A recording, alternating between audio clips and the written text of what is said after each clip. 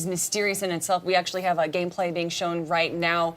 Tell me a little bit about the story and the world that we're jumping into. Yeah, I mean, as said, a lot of mysteries. The whole thing is centered around this secretive government agency called Federal Bureau of Control. And they deal with the unexplainable. They go out and seek it, and events where our reality has somehow been twisted and intruded upon by strange forces.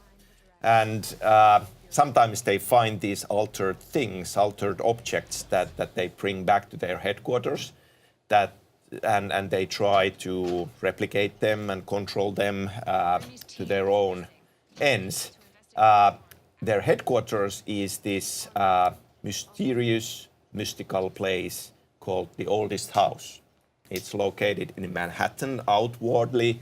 It's this brutalist architecture, featureless concrete skyscraper. Inside, it's a place of power that is vastly bigger than the... What? Yeah. The imagery inside, outside would lead you to believe. The imagery is so unsettling. Where are you guys getting inspiration from? Who is coming up with this? Well, I mean, we're based in Finland, so we do pretty well with crazy. Yeah, we enjoy, in pop culture, weird, strange, out there things, stories, and with this one, we just wanted to be, we are excited about these things, we are passionate about these things. Let's, go out there, let's go crazy, and this is what came out. So the literary genre we are being inspired by is New Weird, which is this, a sci-fi subgenre where our reality in some ways is a bit David Lynch? Yeah, Okay. dream logic, magical thinking, ritualistic thinking, ideas that some things are not connected by causality, but by the meaning we give them, so that there are symbols, and if you deal with the symbol, you are actually affecting the real thing.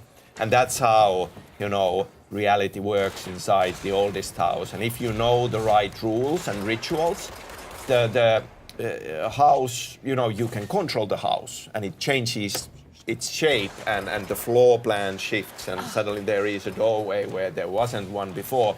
Now, Jessie, our hero, has had a run-in with the unexplainable when she was a young child, and she's been looking for answers. She comes here now, and she's looking for those answers, but this is the worst possible time to come for a visit because, even though the Bureau tries to control these things, sometimes they are not successful. And now the whole Bureau has been invaded by this supernatural, hostile force called the Hiss that has possessed most of the agents here and changed them.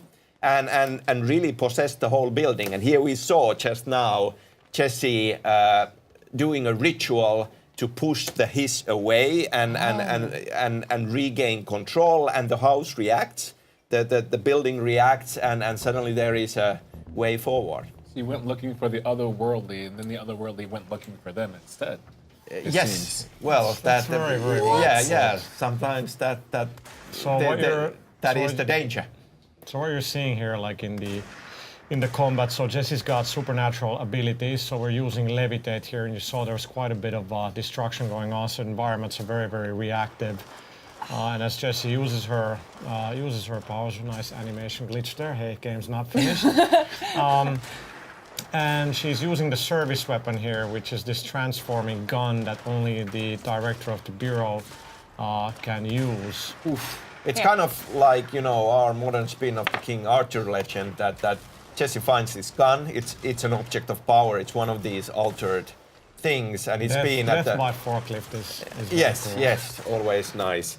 The gun has been at the Bureau for a long time, and it really is this thing that whoever is deemed worthy to wield it is the director of the Bureau, and the previous director is dead. Jessie picks up this gun, she goes through a trial, she's deemed worthy, and now she is the new director. She doesn't really know what that means. Player doesn't really know what that means, but here we are and dealing with this mess at hand. God, that blur when they throw things at you and you kind of change angles really quickly is so cool. I like that watercolor VHS effect. It reminds me of Hokkai, you know what I mean? Yes. Yeah, you see it right away. I'm in awe of the color direction. I'm so used to seeing so many games that have this top brown overlay in gray. You've already introduced elements of foreground blue, background red, red oval overlay, and then the bits of yellow right there. Can you discuss what decision you made in terms of doing that? Well, I mean, we have brilliant guys working on the art. Our art directors, Stuart McDonald and Janne Pukkinen. There are a lot of visual elements going on, and that's, you know, the atmosphere and the visuals and audio. All of these things are really, really important parts of this experience to get this kind of dream-like feeling into it, and a lot of contrast as well. I mean, brutalist architecture, which is all about order and clarity, Yes. and then we have the hiss and all of these unexplainable forces coming in that are very kind of shifting and chaotic, and then when they clash, interesting things happen. We talked a lot about the story, and we don't have too much time left. The mechanics of the game, it's probably an action shooter, and It then you is. have special abilities. Do you get all of them at the start, or are they something that you find? No. Okay. I mean, So- yeah. Go Yeah, I ahead, mean, Thomas. we like to think of it as action adventure. Like we're careful about using the word shooter because, like, yes, there is action. You got the combination of the supernatural abilities, you got the service weapon, but there's a lot of exploration, kind of figuring out